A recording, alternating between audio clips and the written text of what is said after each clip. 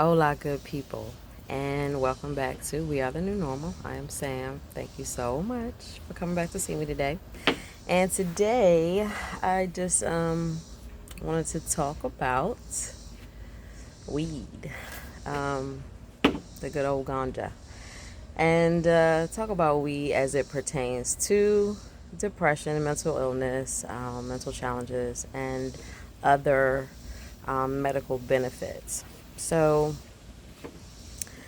Uh, a lot of I found that when I was going through my journey and I was talking to doctors, whether it be my primary care physician or my psychologist or psychiatrist, or even a specialist, I would tell them often that smoking weed had always been a consistent help for me.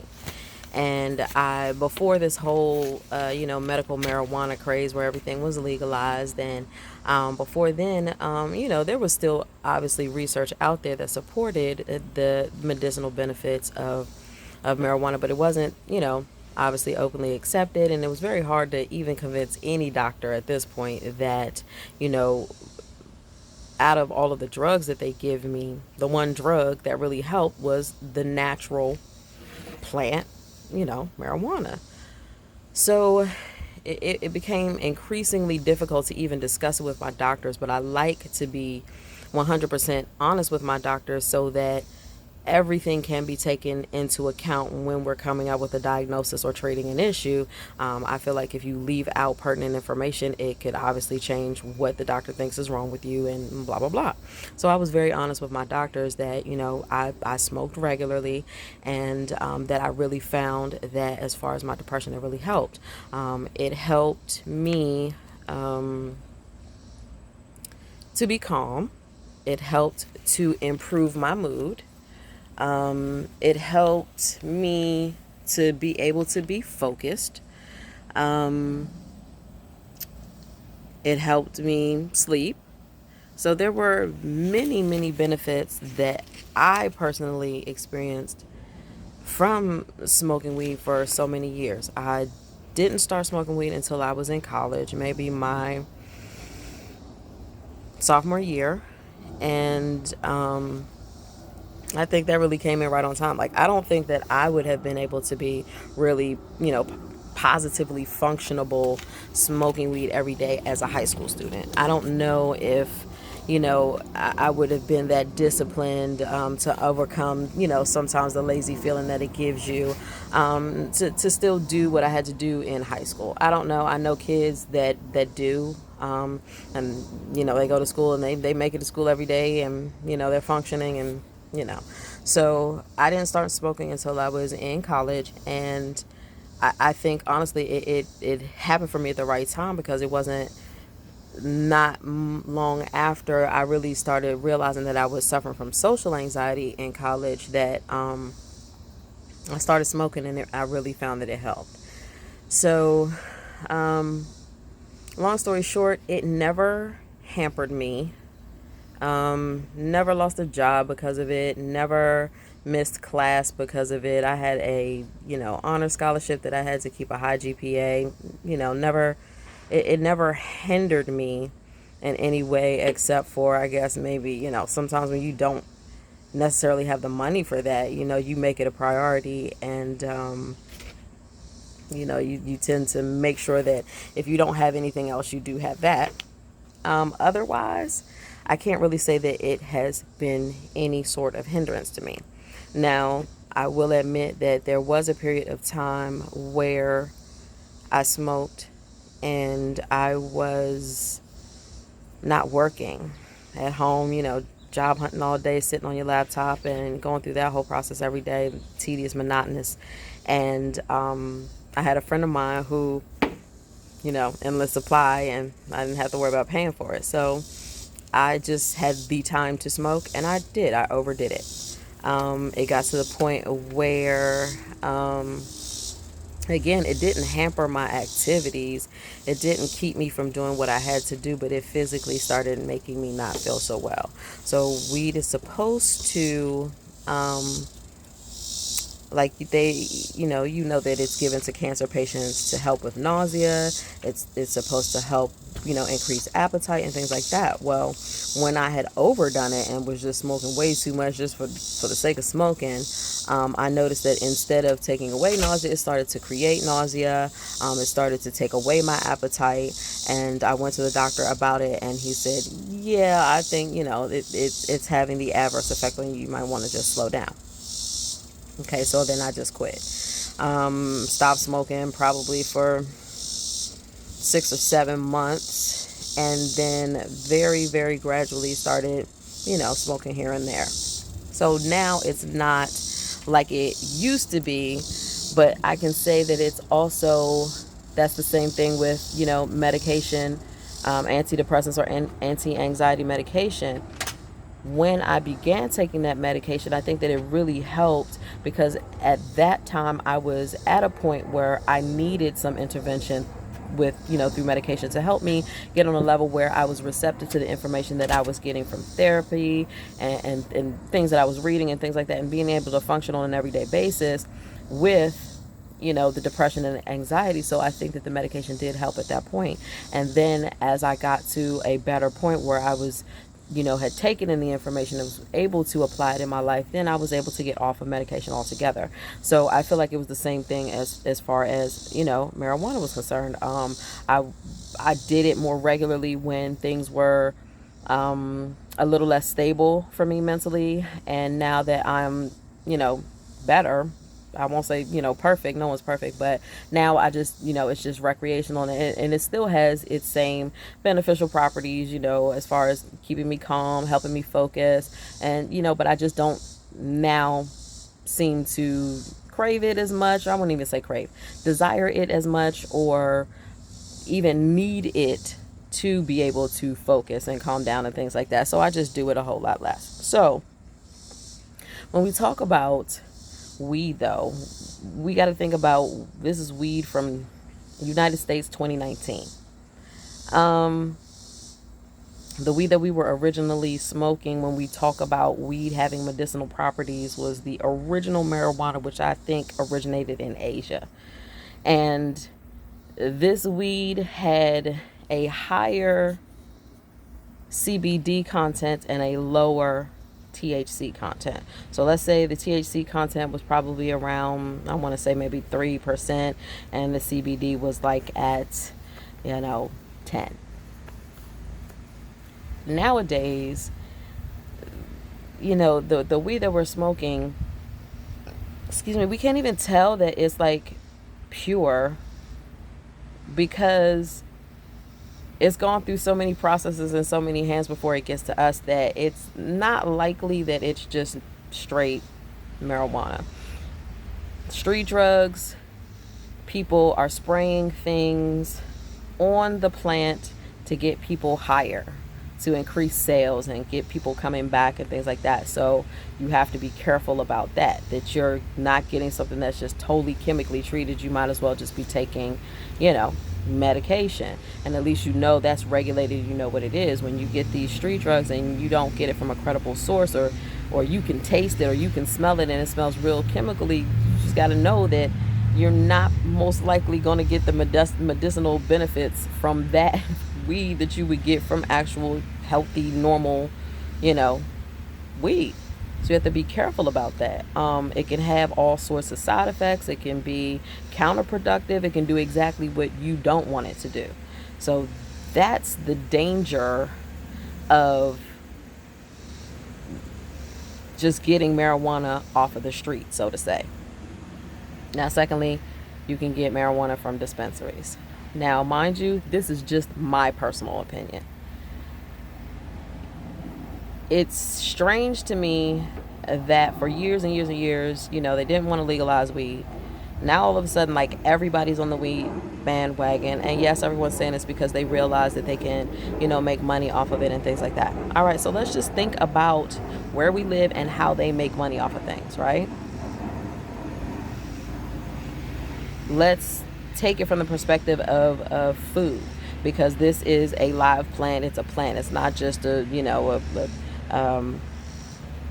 what's the word I'm looking for? Non-perishable item. It has a shelf life. So dispensaries to me would be dispensing marijuana that they would want people to use. Would I want what the government wants me to use? I'm just going to leave that at that. So,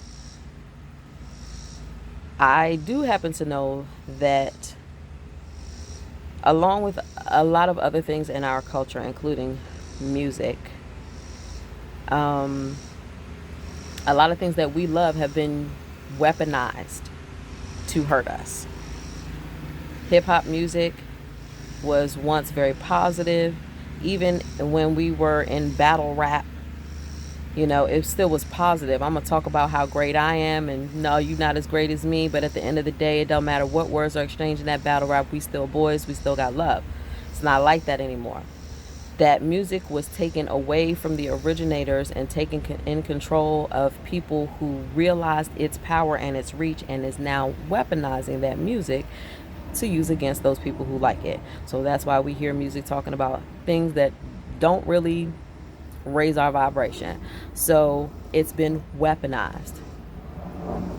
That is to say, I also believe that medical marijuana in certain dispensaries, or I don't want to say certain dispensaries, I'm not even gonna hold my tongue. I really do not trust that the weed in the dispensaries, medical marijuana, is just straight weed. There's too much research out there that shows that because a certain demographic of people highly partake in this, is being used, it's being weaponized. It is being used as a weapon against those people who enjoy doing that. So I'm going to leave it at that as far as dispensaries are concerned. So, in addition to that about street weed and about dispensary weed, like I was saying before, when we were originally using the plant, the CBD was high and the THC was low. CBD is the part of the weed that we are finding all of the medicinal, properties in it. They help epilepsy, help seizures, help with sleep and insomnia, help with pain like fibromyalgia. It helps with cancer pain. I mean, it has, a number of benefits. So in the weed that we were smoking originally, not we, that people were using as medicinal weed, when they were smoking it, the THC was low, which is the part of the weed that gets you high, and the CBD was high. And the ratio was about, 3%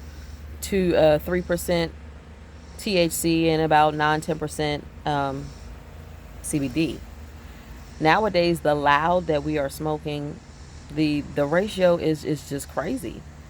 The CBD has been extremely lowered, if not removed, and the THC is through the roof, 14-15%.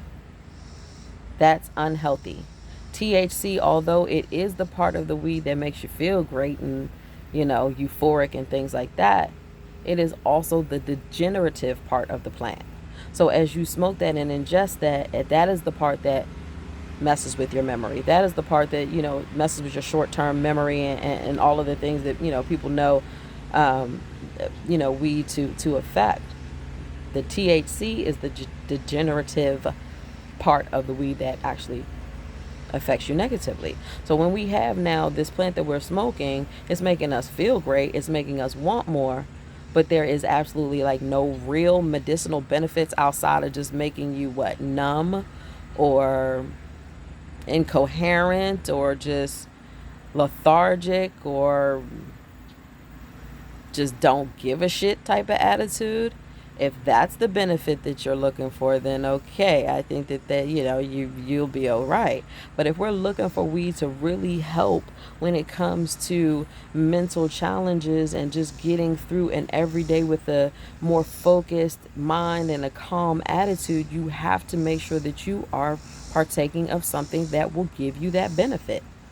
It's really hard nowadays. You really have to get to a trusted source for that. Preferably someone who's growing it somewhere in their greenhouse in their backyard in the mountains. I don't know. But you just have to be really, really careful with all of these strains, and even like I said, even in the dispensaries, you should always question everything. You should always, like, use your instincts about things. And if you are a weed smoker, you know what weed smells like. You know if it's chemicalized and things like that. Just pay attention. If you are using it for the benefits of helping your depression, helping your anxiety, you do not want to smoke something that will increase that in you. And these chemicals most likely will not have the effect of calming down anxiety. I'm pretty sure that it'll probably have the opposite effect. So just be mindful. I am definitely a supporter of using marijuana to help mental challenges, to help general wellness, to help pain, to help calm, to help enjoy life, as long as it's not abused, just like anything else, as long as it's not abused. However, I just urge you to be very careful about where you're getting it from. The amount that you're smoking, make sure that you are smoking for the reason that you stated. Do not use it as a crutch to now all of a sudden, whenever you're in a bad mood, you just want to smoke weed. You just have to really be mindful. Be mindful that it is and can be, detrimental to you if you abuse it. But I'm definitely a supporter of using it in moderation to stabilize your mood, your focus, your pain levels, your ability to sleep, your ability to eat, anything like that that is affected by your depression or your anxiety, because it manifests in so many different ways in people's body. Weed is very helpful. So, I guess the bottom line is, yes, it's definitely good for you. Yes, it's something that you should consider. Obviously, in the states where you live, if you need to have a medical marijuana card to partake of that, make sure that that's what you do. And just be careful of where you are getting it and what you are smoking. You want it to have the medicinal benefits and not just be some straight drug. That's not where we're headed with this. This is not going to help in your journey of finding yourself and curing yourself and healing yourself when you just use it to block things out. That should never, ever be the purpose of you smoking weed. You should not use weed to smoke when you're in a bad mood because you're down about your situation. That's not what that's for. Weed is for when you're feeling okay, when you're feeling good. You don't have to be, elated, but when you're in a generally good mood and you want to get things done, or you're restless and you'd like to calm down, or, you're outside and you're having a cookout and you're enjoying time with friends, that's when it is. But when you find yourself, sitting by yourself and you're in the worst of moods, and that's when you want to smoke and you just lose yourself in it, definitely the red flag that you are using it for the wrong thing. So I want you guys to stay healthy with it. Use it to benefit you. Be careful about where you're getting it. Make sure you're looking at it, paying attention to it. And also, that there is synthetic weed out there. I believe that it's called K2. They have it in all kinds of packages. Maybe just one day, buy some. It's legal. You're not going to get in trouble for buying it. They sell it at gas stations and stuff like that. Maybe just get some so that you can compare and see what they're out there selling as fake weed, so that you'll make sure that you'll never get that. Those things are very dangerous. They've been linked to many deaths. So although people are smoking it, from what I understand, because it doesn't show up on drug tests as weed, because obviously it's not, is it worth your life? It's not. So I only encourage you to get some just so that you can see what it looks like, so that you won't purchase that and smoke that. All right. So it's very important. I know that a lot of people are out here doing it, and a lot of people like it and some people don't. As with anything else, do your research, do what works for you. What works for you may not work for the next man. This is all our individual journey, and you have to trust in what you know about yourself. All right. So, in speaking about our lovely marijuana, the gem I'm gonna drop on you today simply is by Pharrell. And he says, it's not possible to experience constant euphoria, but if you are grateful, you can find happiness in everything. All right, let that melt on your mind. Thank you once again for coming to see me. I'm out here in the sunshine. I just decided to sit in the shade and not bake today. But thank you once again, everybody, for coming to see me. Don't forget to subscribe, hit the bell so that you know when I drop the videos. And if you like this video, hit the thumbs up. If you think somebody can use this information, share it. So once again, thank you, my loves, for coming to see me. And remember, you are good people. Have a good life.